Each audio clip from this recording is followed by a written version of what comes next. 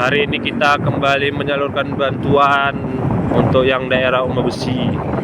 Kemarin alasannya KPM-nya tidak di tempat. Sekarang kami telepon sudah di tempat. Dan saat ini cuaca di Benam Ria lagi ekstrim guys. Jarak pandangan cuma 40 meter. Astragus.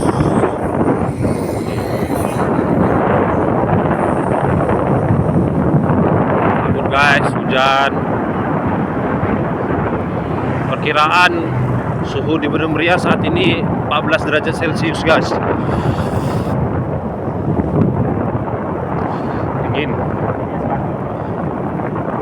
Teman-teman yang lain juga pada di lapangan juga. Dan janji kita pula hari ini sakitnya kita janji sama orang dinas sosial nih guys, untuk pembagian bantuan yatim piatu.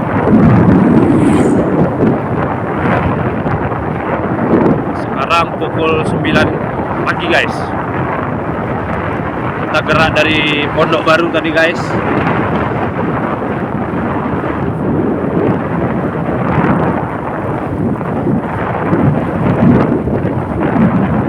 Udah gerimis guys.